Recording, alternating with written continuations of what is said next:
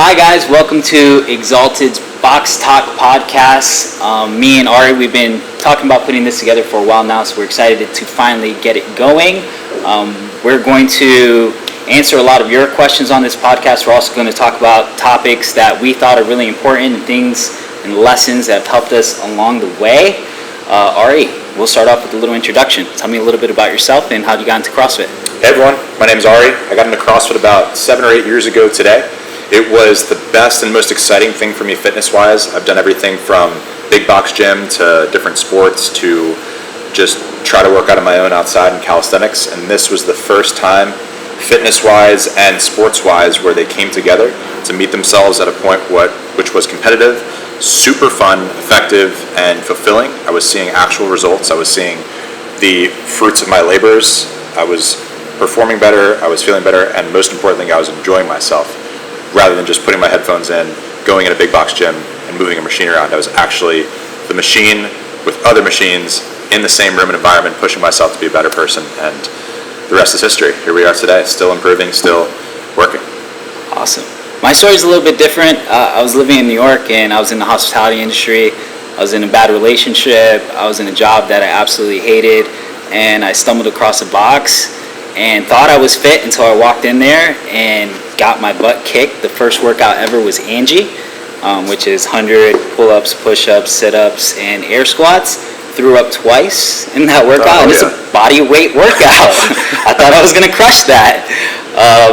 And it was the first time that, one, that I really sucked at something, but two, I was challenged in that kind of way because I didn't play sports growing up. So it was something new to me, and I had never really experienced play in terms of sports. Like, you grew up playing sports, I didn't experience that. So it was just really intriguing to me that you can challenge yourself, especially as an adult, something that we forget to do.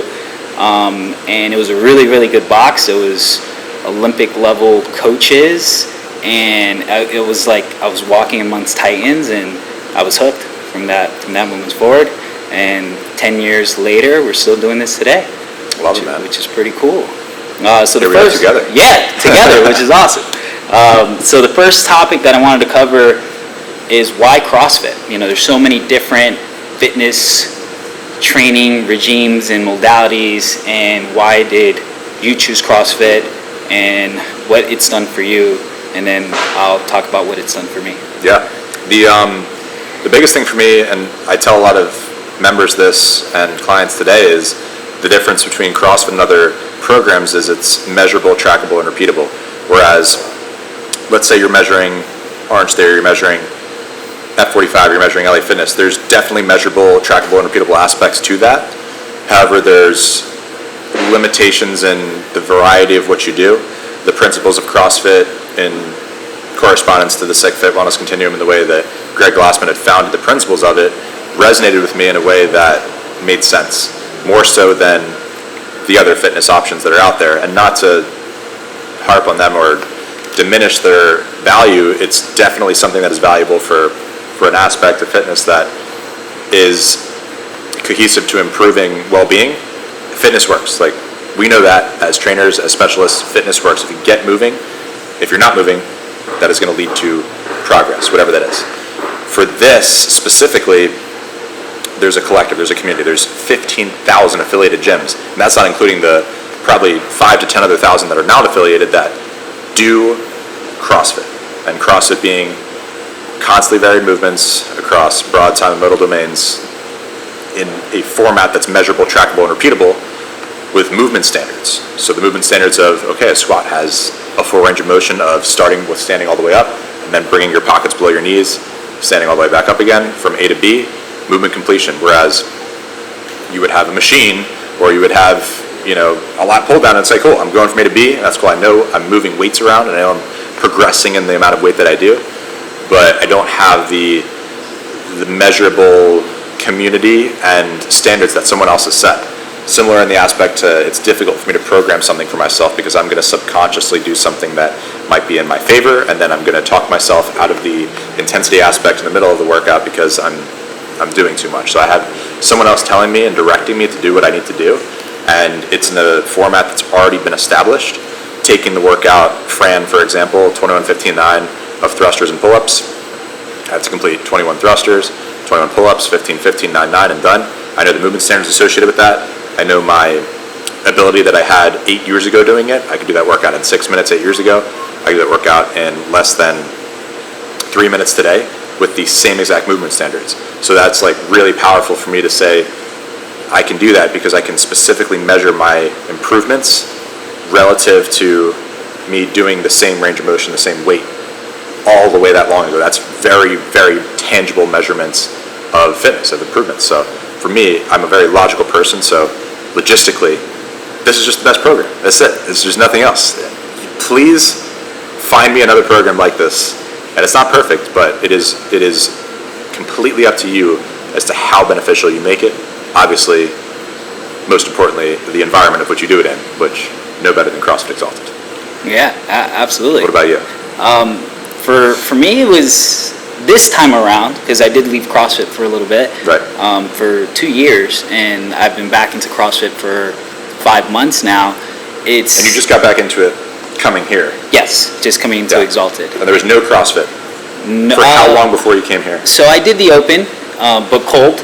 Yep. For the past 2 Right, years. yep. I was like, I just want to do it. I just want to continue to test my fitness and Cool. to make sure I was continually getting fit, and I didn't the past 2 years. But this time around, it was intensity, where I had been to 2 years. I've been going to a global gym, and I've learned more in the past 2 years than I have in the past 8 years in terms of fitness. Dove into OPEX and dove into so many different certifications. And when I came here, I got really, really fit really fast. And I was trying to pinpoint what is it about, one, this gym, but two, CrossFit that made it so. And when you go to a global gym, you think you're lifting with intensity until you're racing against the clock, until you have metrics to compare it to against other people in your own, until there's actual standards to every movement. And our programming just forces you to hit the intensities, hit the intentions behind every workout, and really get the most out of that hour. So I got really fit really fast, and knowing everything that I know now, going back into CrossFit, I can see how intensity applied correctly, so relative intensity applied correctly, is the fastest way to get fit. Period. I agree. So that was it this time around, and then the really big thing for me, and I've tried so many different, I've been a part of other gyms at the regional level. It's nothing like the CrossFit community. That's what I fell in love with from day one. It was that thing that I didn't know I needed until I was there, almost like a fight club. And I've tried to leave, and it just keeps sucking me back in, because it's this group of people that are just trying to get better together. And I saw it yesterday here at the gym, new people walking in, and then our members that have been here for such a long time, just teaching them things, and just like, it's just such a welcoming community. Yeah. And that's something that happens in CrossFit that I haven't seen in any other gym, global gyms or boutique gyms, which is really special and very unique to CrossFit. Amen, dude. Yeah, dude. Oh, Happy I found this place. We're happy that did we find you? My wife found Your wife found us. Yeah, Yes. yeah, dude. I was going to do my own Thank thing. you, Carrie. Yeah. So the second thing I want to go over is a quote. So we're going to do a quote every episode.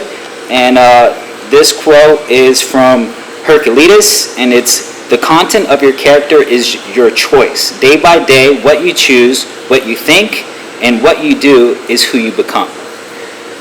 We talk about this a lot at Exalted. Me and you talk about it. We talk about it with Danny, that everything is a choice. And choosing to show up in the gym, choosing to show up for your fellow teammates, choosing to show up for your choice is almost like a drop in the bucket every single time to become the person who you are meant to be, self-actualization.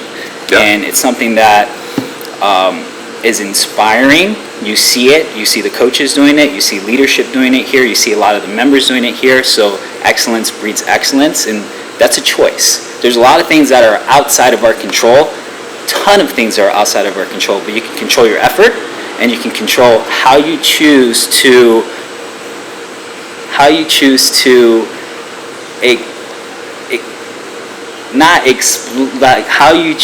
respond to things. So Absolutely. something might be bad in your life, something your workout might go terribly, but you can take it as a lesson, and you can take it as You can freak out over it. Oh yeah, or you can lose freak your out cool. over it. You can lose your cool. You can let ego take over, or you can just see it as a lesson. You can see it as sometimes a blessing that you don't even know is going to happen down the road, or you can just see it as good or bad. I'm just going to keep doing the work. Yep. Yeah. Do you have any input No, on yeah, that? that's really, really powerful. And just like you said, I've talked to Danny a lot about this. Danny's one of our in-house athletes. He's training for the games, played pro soccer, very, very impressive athlete, and has cultivated his mindset and continues to as he develops and changes courses into the CrossFit world. The founding principles of being an athlete, or even just coming in here and working out, whatever you want to call yourself, is you get to do this. You are able, willing, healthy, and on a path to doing something, whatever it is. The driving factor being your why. Why are you doing this? Is it for the greater good of yourself? Is it for your kids? Is it for your family? Is it for the ability to have more energy, ward off disease, improve your health, feel better, move faster, lift heavier, whatever it is? There's a driving factor behind that. Digging into your driving factor and then reasoning with yourself of, I don't have to do this, I get to do this. Absolutely. I think it was Ben Bergeron who said that, I might be quoting Ben, and I'm going to quote Ben a lot because he's a big influence on me, and the get-to mindset versus the have-to mindset is massively changing. It changes the chemistry of the way you think. It's compounding on the fact that, okay, well, I get to go to the gym today, I get to eat healthier today, I get to make choices that are associated with me feeling better. I don't have to do any of these things. There are people who don't get to. There are people who don't have the means to financially. There are people who don't have the body to, that are not able to use their arms or legs the same way, that don't make excuses. It's a zero excuse, no whining, no complaining, no excuses environment of I get to. And if you can just take a small step towards that, and it's not something that's going to happen overnight, it takes months, years, a lifetime, there will be an aspect that's positive to come out of that, inevitably. So we help cultivate that here. We help cultivate that with each other. We call each other out on our stuff, and it's really, it's really important. Like I love being wrong. I love having my ego checked, or my ideas met with feedback or critical feedback or adversity, and working through that as a group and developing a resolution. Awesome. And the last thing, I always want to have some sort of educational piece to the podcast. So I wanted to talk about intention behind a workout and scaling appropriately for intention. Oh, my favorite. Yes. My absolute favorite. Yeah. We're big on scaling here. I usually do the sweat weight for every single workout. We have sweat weight, then we have train and compete. I know at where I am in my fitness level, I'm going to get the most out of sweat weight or in between sweat weight and train and compete. And I've been doing this for 10 years, and I'm not ashamed of that. And I want other people to be able to see that so they can check their egos and they can use the appropriate weight as well. I'm really, really big on scaling, because if you're trying to use the weight that was intended for the best athlete in the room, which is typically the train and compete, that's how we program, there has to be some sort of scale in there. A lot of people have been doing this for a long time. A lot of people are just physically gifted to be able to produce massive outcomes and output in these workouts, and you shouldn't shoot for that. You should shoot for your own ideal version of fitness and the intention of that workout. Yeah, really important. I was talking to this with one of my clients today. The scale of RPE, rate of perceived exertion, is the best driving factor behind creating scaled variations of a workout, and that's going to be relative to every individual. So let's say Adam's RPE 0 is sitting on the couch. My RPE 0 is probably sitting on the couch too. So there's our baseline. Our RPE 5 would be X amount of effort on a run. His RPE 5 and my RPE 5, completely different, but they're both our 5s. So if I know where someone's 5 is from learning from them, or from them kind of having an understanding of where they are, it's going to be a lot easier for me to scale. Everyone's 10 is their maximum output, but Adam's maximum output is different from my maximum output. So I have to have a really clear understanding of where someone is, and that's something we dig into really important, really deeply here in level of importance of the highest, because we have to know where someone is on their range of intensity. A good example of this would be scaling Fran. Really difficult workout to scale, honestly, because you have to keep intensity as high as possible without reducing the level of difficulty. Two options for this. You can go by modification, movement-wise. You can go by reps-wise. So we try our very least at the last effort to reduce reps. We want to reduce the difficulty of the movement or the loading of the movement, and then at absolute most reduce reps. So we want everyone to finish Fran in this gym around 2 minutes and 45 seconds to 3 minutes and 50 seconds. We want everyone in here sub 4. A sub 4 Fran would be an incredible accomplishment at any level because of the intensity associated with it. We can have people test Fran RX and get 5, 6, 7 minutes. Awesome. So now you have a benchmark of where you stand with the RX Fran. Doesn't really mean anything. What matters is, okay, I hit Fran in the sub 4 range or the sub 3 range.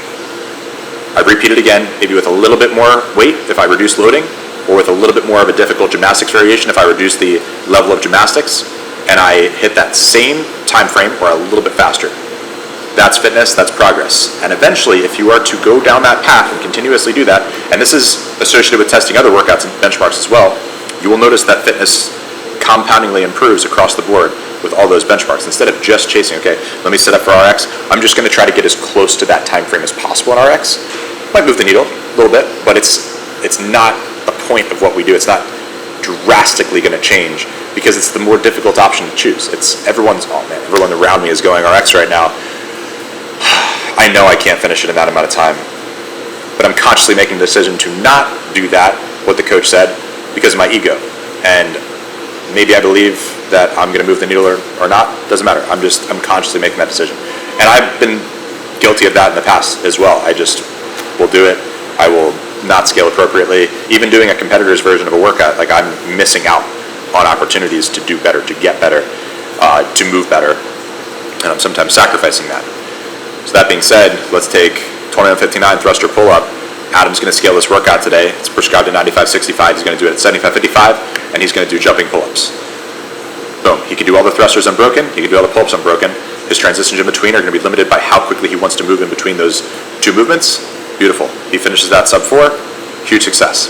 Next time he does it, he does 75 pounds to the bar, kipping pull-ups.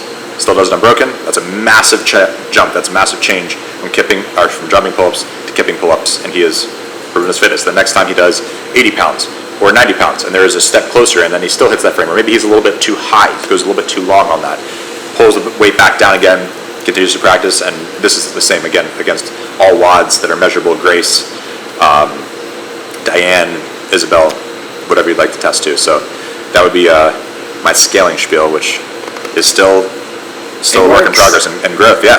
So believe it or not, we were talking about this too. Like as coaches, as professionals, we have your best interest in mind. Like 100% of the time, we want what's best for you. We've made the mistakes for you guys. We've had the back injuries.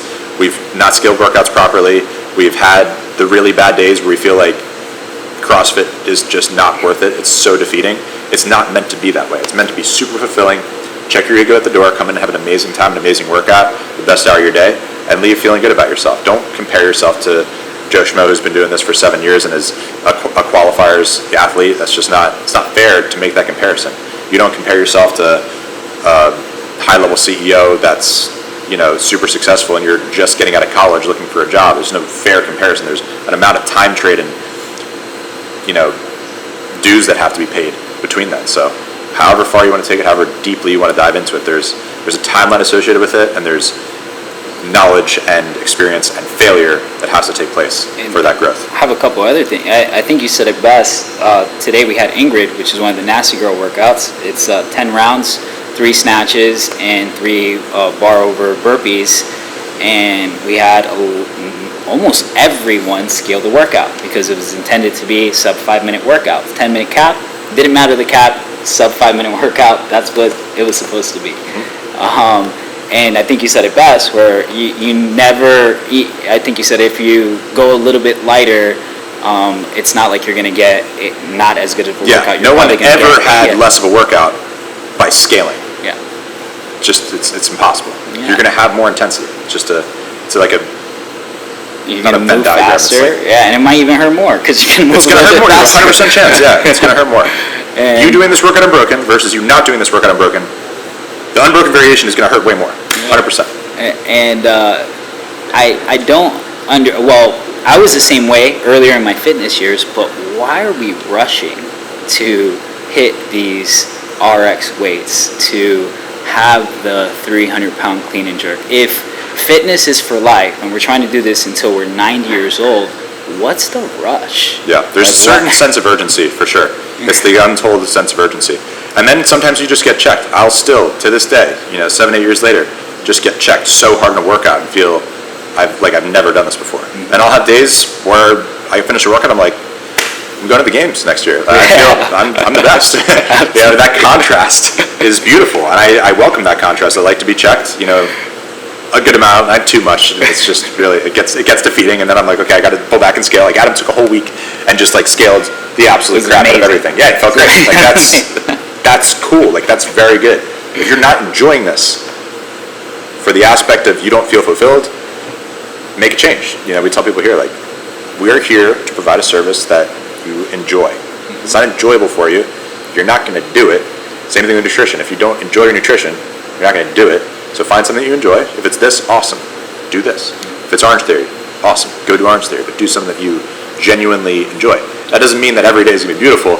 Have your contrast, but have a threshold of your contrast that's reasonable for you. Absolutely. I think Caroline today programmed for Danny. It was beautiful programming. It was 17.5, I think. It was thrusters and double unders. Yeah. 9 thrusters, 35 double unders. And she said, if you do not finish a round in 45 seconds, you end the test. Yep. Because it was a test. Mm-hmm. And it was intended to be done in one round in 45 seconds. He had to end the test. Mm-hmm. And Danny's perfect at being able to check ego and be like, all right, I guess that was it. Because he understands the goal. And we're in the process getting to the goal. Right, he understands the long-term timeline of this. Yep. The urgency comes from, I see people doing this, but I can't see the dues that were paid. I can't see the timeline of that history. I can't see the hardship and lessons that were learned. I just see the end result. I see the end product, and I want to do that. Why can't I do that? It seems so easy. I can do that. Or the separation between a regionals athlete, semifinals athlete, and a games athlete. It's only a couple spaces, but it's gargantuan amounts of separation. The Jeff Adlers versus the, everyone else. 150, yeah. 150, so the top 5 in the world versus the top 50 in the world, seems like, it's close enough. It happened by accident. No, there's a massive separator there. So people coming in, and the specialty of CrossFit, the beautiful thing is someone coming in first day is going to do a workout with someone who is one of the fittest people on earth, and they're going to do the exact same workout, and they're going to get the exact same result of the workout intensity-wise. They're going to be on the same RPE scale and have completely different variations. The same workout. They're both going to be doing deadlifts. They're both going to be doing a version of a pull-up. They're both going to be doing a version of a run, whether it's run, bike, row, ski. They're going to be getting the stimulus of the workout, and they're both going to complete the workout in the same time frame that is desired and required by the stimulus of the workout. And it's relative to their abilities. And that person is going to grow, and that person, that games athlete, is going to grow equally. They will both have moved the needle that day, but in completely different respects to their ultimate goal or their journey. So that is a beautiful part about CrossFit. There's nowhere else that can do that. Yeah, I you can do heart rate tracking, you can do relative intensity tracking, but you cannot create an opportunity for someone to have the same experience as other people in the group class. 15 people in a class all having different variations, but are all equally getting better. Mm-hmm. And moving towards the similar goal, which is better fitness. And we're talking about someone who's 70 years old, someone in a wheelchair, someone who's going to the games, all having the same stimulus. That is special. It's beautiful. Absolutely. That's all I got, man. Yeah. So the way we're going to do this is we're going to let you guys submit questions for the next episode, and then we're going to do an e-mob. So every minute on the minute, Ari and myself are going to ask each other questions from the questions that you guys pick out, and we have 1 minute to answer in the best possible. That's so nerve-wracking. Yeah. And we're not going to show each other the questions. Quick thinking, yeah. Yeah, quick thinking. So that's going to be fun. So submit your questions through email or through Instagram, and we'll get those answered. All right, guys. Looking forward to seeing you soon. Box talk. Box talk. Maybe that guy, yeah.